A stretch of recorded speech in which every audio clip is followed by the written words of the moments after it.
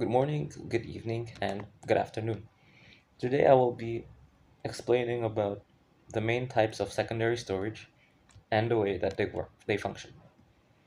So recall that there are two different types of storage that are essential in a computer system, mainly primary storage and secondary storage.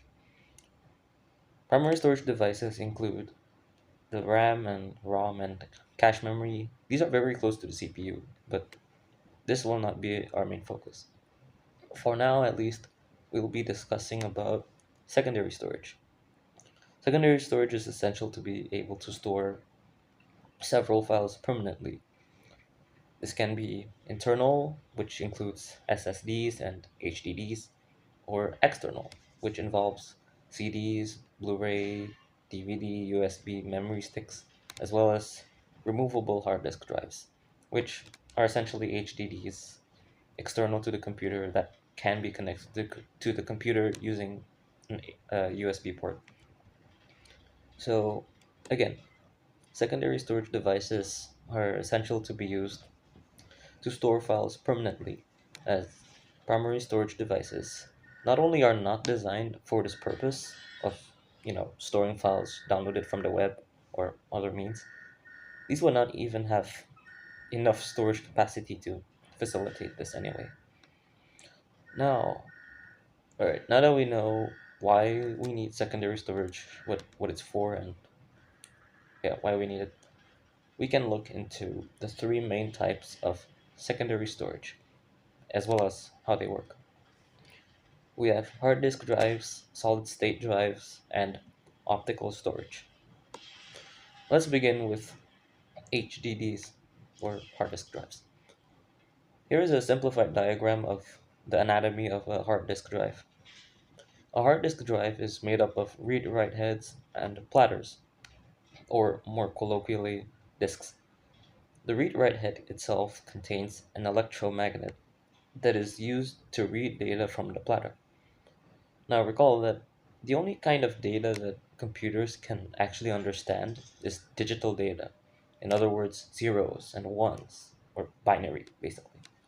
So, how can zeros and ones actually be obtained from a platter like this? Where do they come from?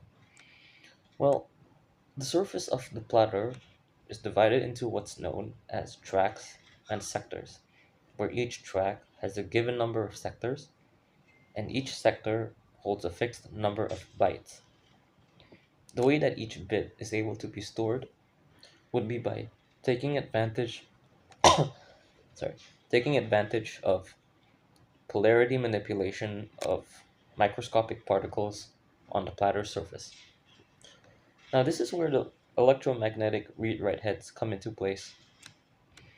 If you remember about magnets, like very basic. If you remember about magnets, they have these two different poles. There is a positive pole and a negative pole. The north, south, positive, negative, same thing. Now, the electromagnetism of the read-write heads allow the polarity of each particle, or in other words, whether it is positive or negative, to be changed to represent the bit, or rather the sequence of bits that needs to be represented. Alright, next up we've got SSDs, which are much smaller in size and don't rely on parts that move. SSDs utilize electron movement manipulation as opposed to electromagnets to store data.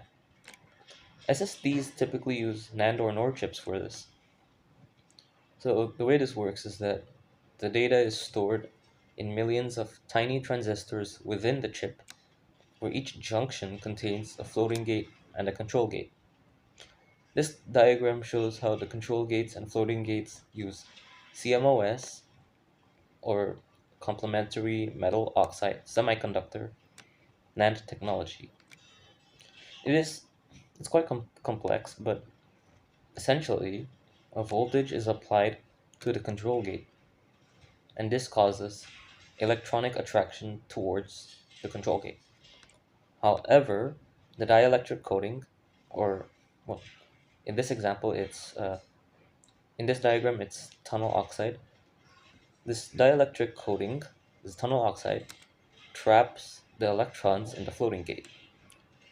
Now this is what allows digital or binary data to be read and stored. Finally, we have optic storage. These involve disks, but not the same kind of disk that are used in hard disk drives. Now, instead of electromagnetic polarity manipulation, optic storage is read by a laser beam instead of the read-write heads from the HDDs. Optic storage is read by a laser beam that scans through the disk.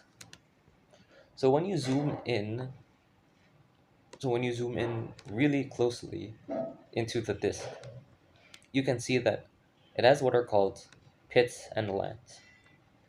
So here's a very simplified diagram of what really goes on when a laser reads the disk. So on a flat surface, or the land, the laser is reflected as normally to where to where this arrow is pointing at, which would be a sensor that reads whether or not the laser reflects in an expected direction. However, once the laser reaches a pit, its reflection scatters and doesn't actually reach the sensor, like in this example. You can see the, the arrow is pointing in the direction that is completely in the opposite direction to the first uh, the first state when it is hitting a land. So because this reflection scatters and doesn't actually reach the sensor, these two states of the sensor being able to detect a laser and the sensor not detecting the laser at all, this is what enables data to be represented as zeros and ones, on and off. Now within optic storage, there are three main types of optic storage. There are CDs, DVDs, and Blu-ray. As technology advances, people have come up with upgrades to optic storage devices, which all boils down to the size of these pits and lands, which affect the number of pits and lands available on the surface of the disk without having to actually make the disk bigger, which also affect how much data is able to be stored in the disk, as well as the type of laser that is required to read from the disk. As the size of each pit and land decrease, the laser thickness must also decrease. And with that, this covers the main types of secondary storage devices, from HDDs to SSDs to optic storage. Alright, before we end off, let us make a quick comparison of each secondary storage device type and which one is better at which aspect and so on. First of all, optic media and HDDs are generally inexpensive per gigabyte, especially optic media. However, SSDs can get really expensive per gigabyte. They're very expensive, actually. Next up, HDDs generally have higher storage capacity than SSDs, and of course, optic storage having really, really low storage capability compared to the other two. Next, SSDs are extremely durable due to their compactness and their small size, as opposed to HDDs, which can be bulky and have moving parts, as well as optic media, which can very easily be scratched, which can very easily ruin the data that's on the surface of the disk. Due to this, due to optic media being very prone to scratches, they're the least reliable of the three. SSDs being the most reliable because obviously they're the smallest and they have no moving parts and they're very portable. And yeah, for portability, optic media clears, they're always portable. For SSDs, there exists external SSDs that allow porting. It's very easy and very small. And HDDs, not really as portable because the mechanism that it uses to actually store data. And finally, optic media is the slowest at performing read-write functions. read-write operations, I mean. SSDs are the fastest, having very, very low latency, the least, actually.